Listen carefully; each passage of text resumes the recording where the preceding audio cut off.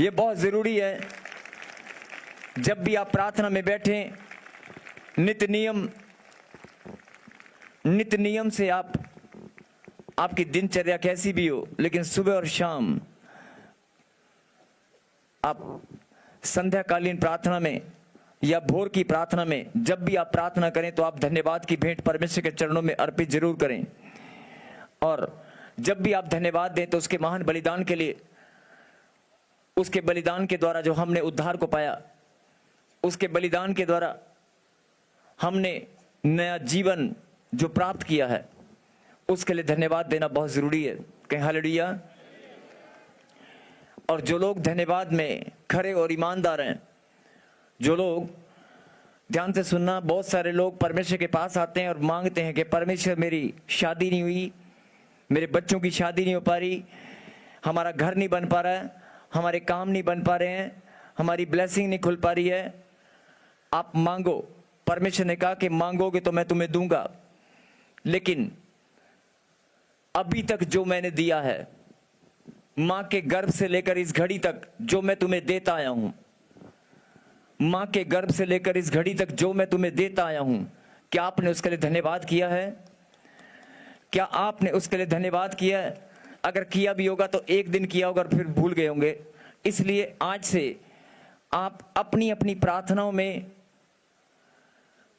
ये बहुत जरूरी है, ये एक शिक्षा है, अपनी अपनी प्रार्थनाओं में आप भोर के समय, दिन में किसी भी समय, या संध्याकालीन प्रार्थना में या रात्रि की प्रार्थना में, जब भी आप प्रार्थना में बैठें, प्रार्थना में जब भी आप शुरुआत करें तो धन्यवाद के साथ करें। और धन्यवाद कम से कम 5 से 10 मिनट, जो भी आपका मन, आपकी आत्मा, जो भी आपको धन्यवाद, जो भी आपके जीवन में परमेश्वर ने ब्लेसिंग दी है, जो चंगाई दी है, जो सुरक्षा दी है, जो भी खुशियां और आनंद दिया है, उनको याद करें।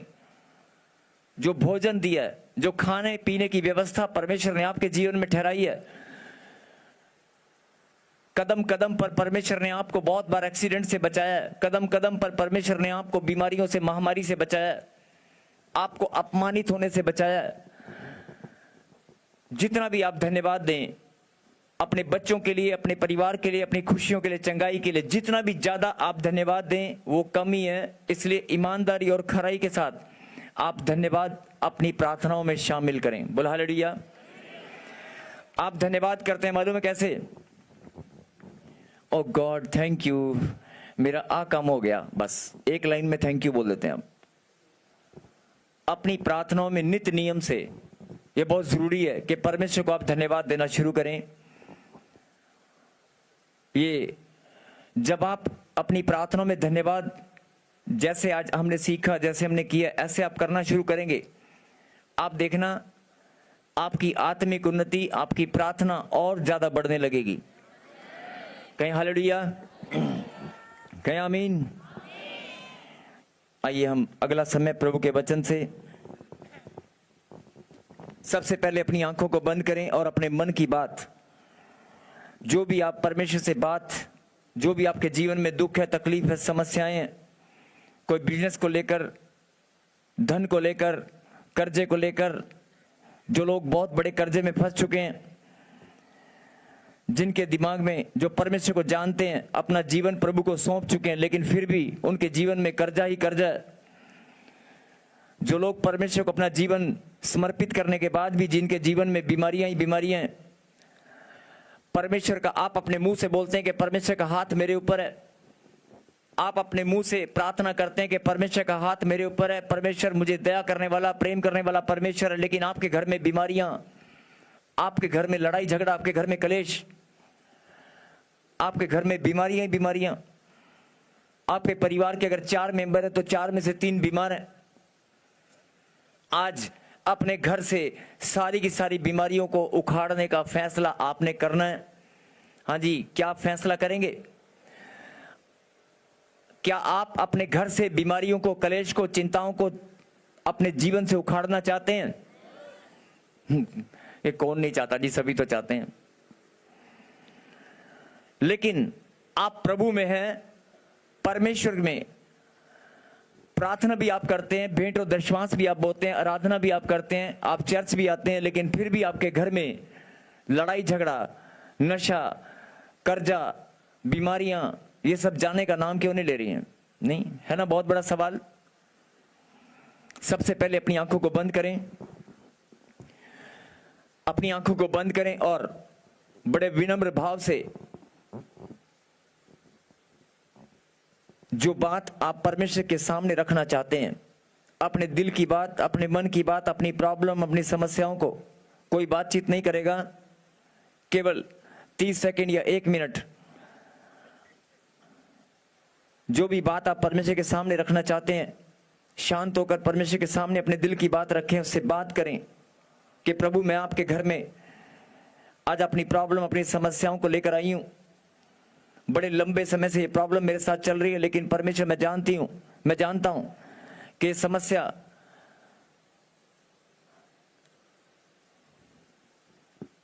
आप बात करें, शांत होकर बात करें और परमेश्वर से मांगें कि मैं सदा के लिए इससे छुटकारा चाहती हूं, सदा के लिए मैं शांति चाहता हूं, हमेशा के लिए मैं इस प्रॉब्लम से बाहर आना चाहता हूं।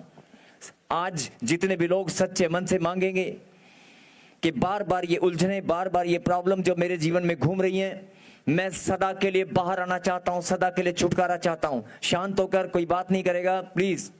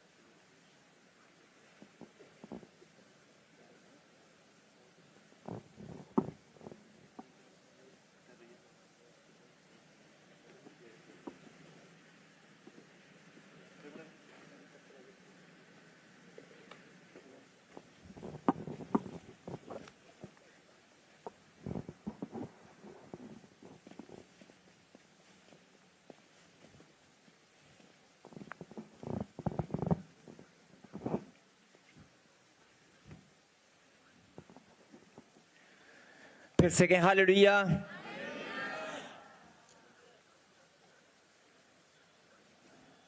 जिन लोगों ने आज अपने दिल की बात परमेश्वर के सामने रखी है, परमेश्वर हमारी विनती और प्रार्थना को सुनने वाले परमेश्वर हैं। जिनको विश्वास है उनके जीवन में आज छुटकारे की आशीष स्वर्ग से आ चुकी है। आमीन। आइए निकालें प्रभु के कलाम से। हालेलुया।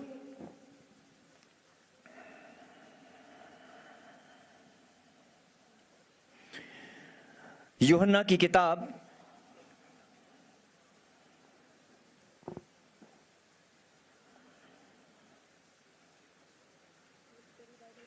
उसका पहला अध्याय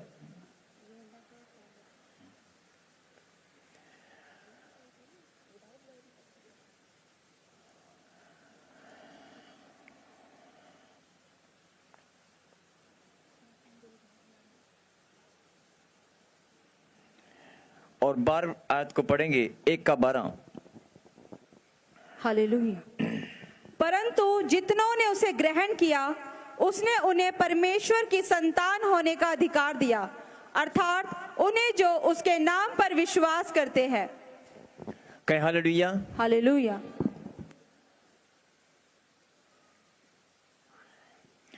ये वचन परमेश्वर ने हम सब के लिए आज भेजा है। बड़े ध्यान से सुने। परंतु जितनों ने उसे ग्रहण किया। क्या आपने ग्रहण किया?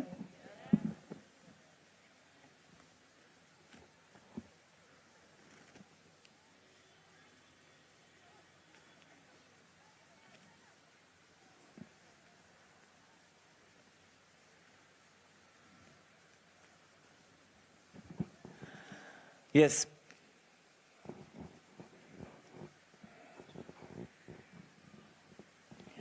परंतु जितनों ने उसे ग्रहण किया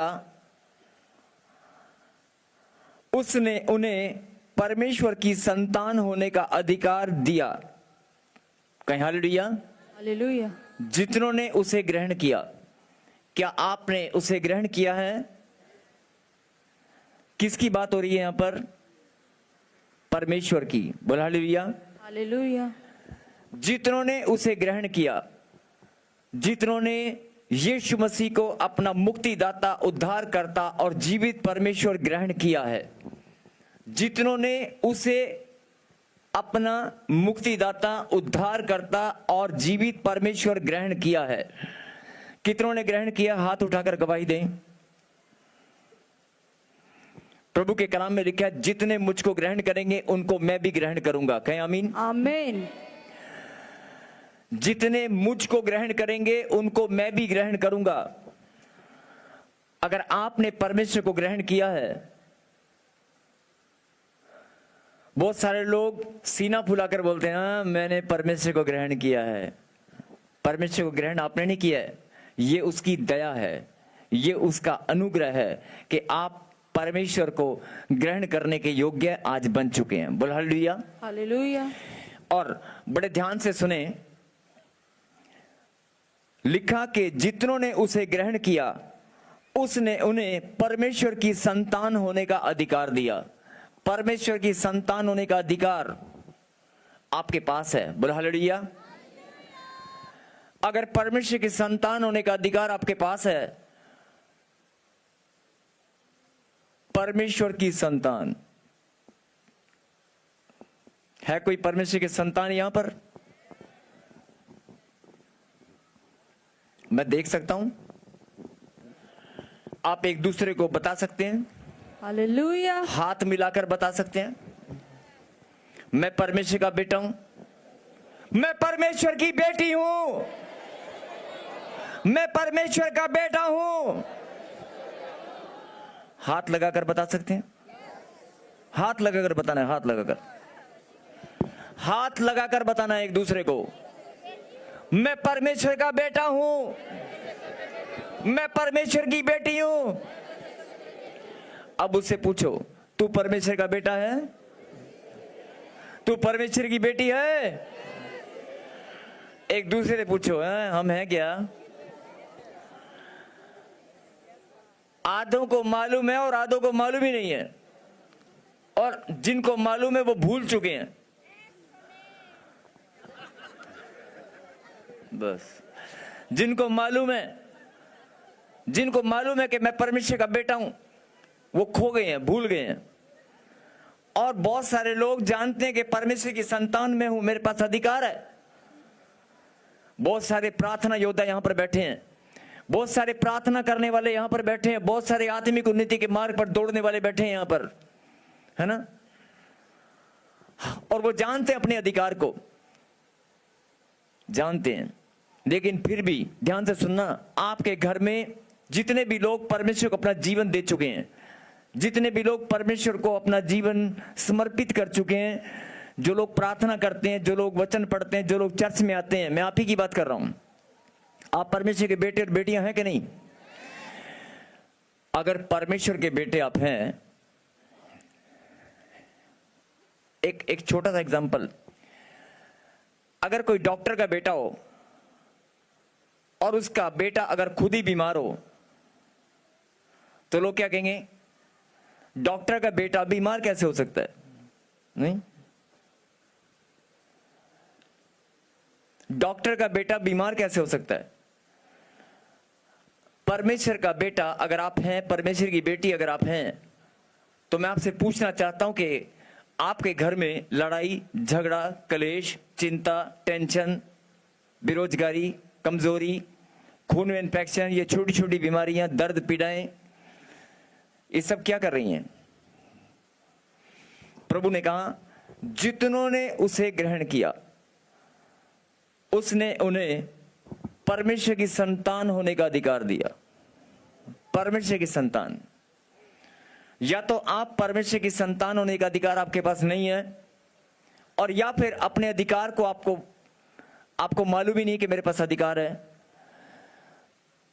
आपके पास या तो अधिकार नहीं है, और या फिर आपको पता है कि अधिकार है लेकिन आपको पता ही नहीं है कि है कि नहीं। मतलब आप भूले में, पता नहीं है कहां, इधर है कि इधर कहां है अधिकार। आपके पास अधिकार है लेकिन आपको यह मालूम नहीं है कि वो अधिकार है कहां पर रखा हुआ है, पता ही नहीं है। मेरी बात समझ रहे हैं? आपके पास परमेश्वर की संतान होने का अधिकार है कि नहीं? आप बताएं, है कि नहीं? है तो वो है कहां पर? मैं आपसे पूछना चाहता हूं कि अगर परमेश्वर की संतान होने का अधिकार आपके पास है तो वो अधिकार रखा कहां है? वो है कहां पर? पॉकेट में? वो अधिकार कहां है? घर में? बैंक अकाउंट में? बैंक के लॉकर में? आपका अधिकार आपने रखा कहां है? दिल में है? दिखाओ।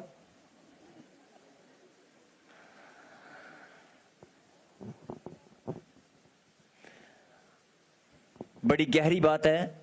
मैं आपसे विनती करता हूं कि जरा ध्यान से सुने और समझें।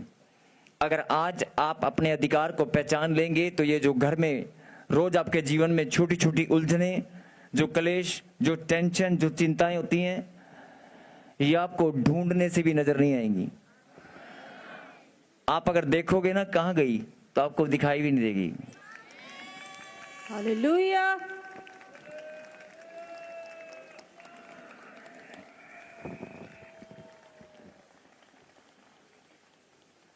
सबको जय मसीह की। मैं जतिन बब्बर और आप देख रहे हैं मसीह परिवार चैनल। जैसे कि आप सब जानते हैं कि मैं इस चैनल पे प्रभु के अलग अलग दासों की वीडियोस डालता हूं, तो अगर आपको हमारा चैनल अच्छा लगता है तो आप इस चैनल को ज़्यादा से ज़्यादा सब्सक्राइब जरूर करें, ताकि आप प्रभु के वचन को सुन सके। वीडियोस को ज़्यादा से ज़्यादा शेयर करें ताकि जिन लोगों तक वचन नहीं पहुंचा उन तक भी वचन पहुंच सके। सबको जय मसीह की। एक बार मैं आपसे दोबारा कहूँगा कि इस चैनल को सब्सक्राइब जरूर करें और वीडियोस को ज़्यादा से ज़्यादा शेयर करें। जय मसीह की।